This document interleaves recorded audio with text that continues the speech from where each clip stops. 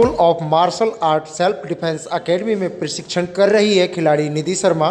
खिलाड़ी निधि शर्मा के कोच हैं महागुरु सोमवीर सिंह तंवर। हम आपको बता दें कि खिलाड़ी निधि शर्मा खेलो इंडिया थांग ता खेल की राजस्थान की पहली महिला कोच रही है। खिलाड़ी निधि शर्मा कराटे की अंतर्राष्ट्रीय स्तर की खिलाड़ी है।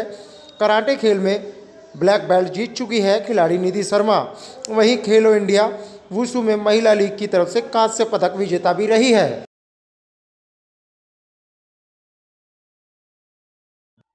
लड़की हूं लड़ सकती हूं, यह मुहावरा पुराना हो चुका है। दुनिया में, देश में, विदेश में ऐसा कोई काम नहीं है जो कि लड़की हो या नारी हो नहीं कर सकती है।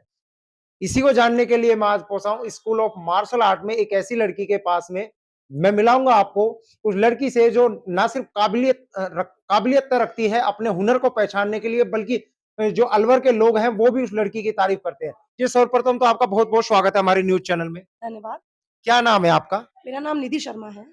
आपकी कोचिंग है, स्कूल है, उसका क्या नाम है? कौन गुरु हैं आपके? जी, अलवर में school of martial art self defence academy के नाम से हमारी एक संस्था है और जो मेरे कोच हैं उनका नाम है श्री महागुरु सोमवीर सिंह तंवर जी।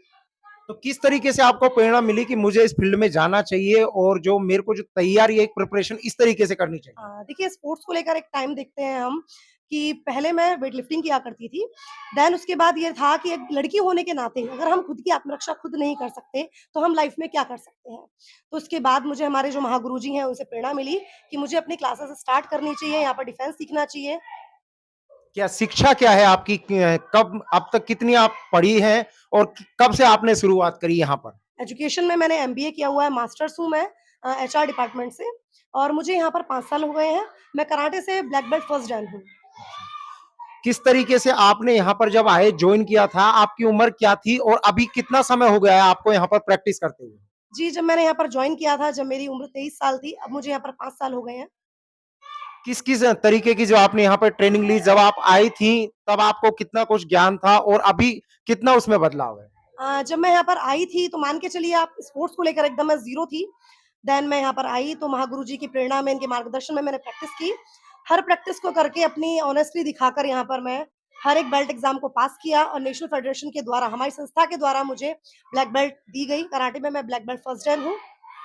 क्या-क्या खेला हुआ है? आपने किस-किस जगह पर पार्टिसिपेट किया हुआ है? जी, खेलो इंडिया जो हमारे देश का, हमारे स्पोर्ट्स का एक सबसे बड़ा महाकुंभ है, उसके अंतर्गत एक गेम आता है थांग ता। थांग ता खेल जो खेलो इंडिया में चयनित है। मैं राजस्थान से पहली महिला कोच वहाँ से चयनित की गई। खेलो इंडिया जो 2023 में मध्य प्रदेश में हेल्ड हुए थे। मध्य प्रदेश में हमारे राजस्थान के 5 खिलाड़ियों का चयन हुआ, जिसमें से 1 महिला और 4 पुरुष थे। उधर से मैं राजस्थान को रिप्रेज़ेंट किया था और राजस्थान की महिला कोच मैं ही चयनित की गई थी। किस तरीके से आपको प्रेरणा मिली कि क्योंकि बहुत सारे गेम होते हैं, क्रिकेट भी होता है और भी बहुत सारे गेम होते हैं, लेकिन आपने क्यों जो गेम है इसको चुना या इसी में आपने रुचि ज़्यादा क्यों दिखाई? ऐसा क्यों लगा आपको? देखिए, काफ़ी सारे स्पोर्ट्स होते हैं, हम चाहें तो बहुत सारे गेम्स खेल सकते हैं, फुटबॉल हुआ, क्रिकेट हुआ, बास्केटबॉल हुआ, एनीथिंग एल्स। बट एक स्पोर्ट्स में मार्शल आर्ट्स जो है बॉडी की फ्लेक्सिबिलिटी भी रखती है।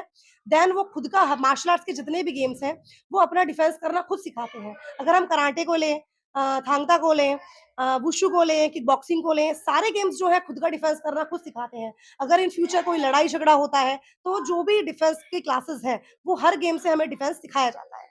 राजस्थान से आप पहली महिला जब जीत कर आई, किस तरीके का आपका अनुभव था? उसके लिए कैसा अनुभव साझा करना चाहेंगे आप? क्या कहना चाहेंगे? खेलो इंडिया वुशु के अंतर्गत, वुशु की महिला लीग हुई थी एसएमएस स्टेडियम जयपुर के अंतर्गत, वहाँ पर मैं कांस्य पदक विजेता रही। महागुरु जी के मार्गदर्शन में मैंने प्रैक्टिस की, उन्होंने बहुत अच्छी से तरीके से मेरी प्रैक्टिस कराई। काफ़ी ब्लडिंग भी होती थी, प्रैक्टिस भी करते थे हम, हार्ड वर्क भी बहुत ज़्यादा होता था।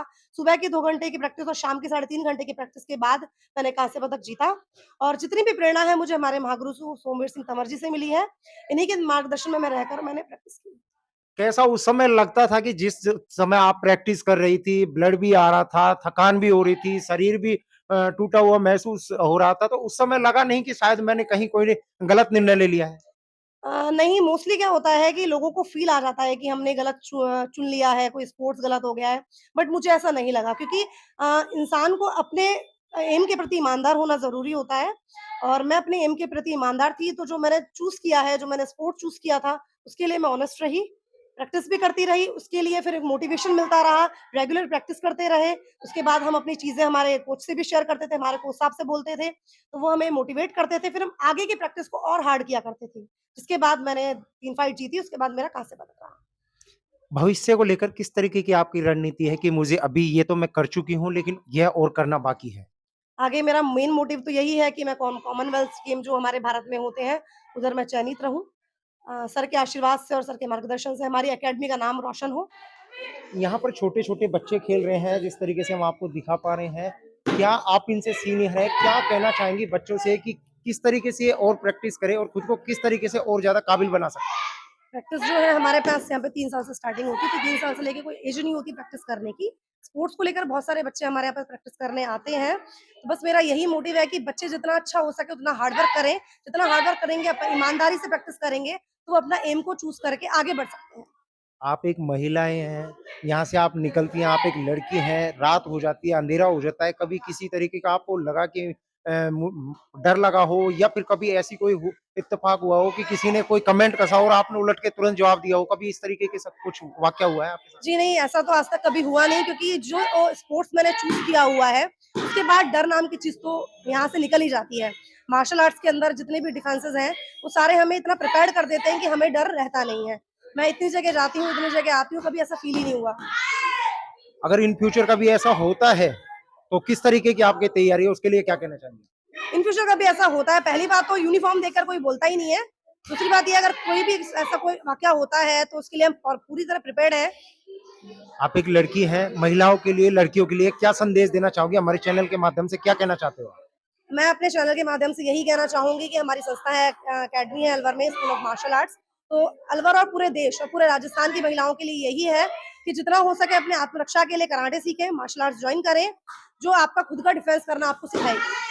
तो मेरे साथ में ये थी लड़की विद्यार्थी स्कूल ऑफ मार्शल आर्ट से जो बता रही थी कि किस तरीके से उन्होंने जो तैयारी की थी, किस तरीके से राजस्थान की पहली महिला होकर वो जीत कर आई थी। साथ में ही आप देख पा रहे हैं छोटे-छोटे बच्चे हैं, वो लगातार प्रैक्टिस कर रहे हैं, नन्हे-मुन्ने बच्चे हैं जो लगातार अपनी प्रैक्टिस कर रहे हैं और महिलाओं के लिए भी किस तरीके की एक जो अपने आप में जवाबदेही होती है, उसके लिए भी वो किस तरीके से तैयार रहते हैं। न्यूज़ एक्सप्रेस के लिए मैं